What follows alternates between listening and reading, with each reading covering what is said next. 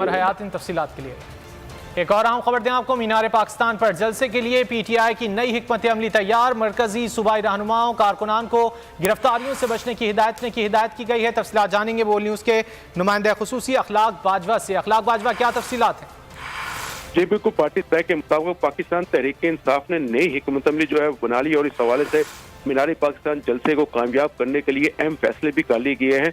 जराये के मुताबिक इमरान खान ने मरकजी सूबाई रहनुमाओं और कारकुनान को गिरफ्तारियों से जो है वो फौरी तौर पर बचने की हिदायत कर दी है और रहनुमाओं और कारकुनान को तमाम मुकदमात में अबूरी जमानतें और महफूज रहकर जलसे की तैयारियों की भी हिदायत की गई है। जबकि जलसे की कामयाबी के लिए सूबाई और मरकजी रहनुमाओं को अहम टास्क जो है वो दे दिए गए हैं। जबकि आज भी पाकिस्तान तहरीक इंसाफ के चेयरमैन इमरान खान जो है वो जवान पार्क में मसरूफ तरीन दिन गुजारेंगे। इमरान खान मीनार पाकिस्तान जलसे और पंजाब में इलेक्शन मुलतवी समेत दीगर इशू पर जो है वो पार्टी रहनुमाओं से तबादला ख्याल करेंगे और इमरान खान मीनार पाकिस्तान जलसे के इंतजाम के हवाले से भी पार्टी रहनुमाओं को मजीद हदायत देंगे। जी बहुत शुक्रिया अखलाक बाजवा इन तफसीलात के लिए।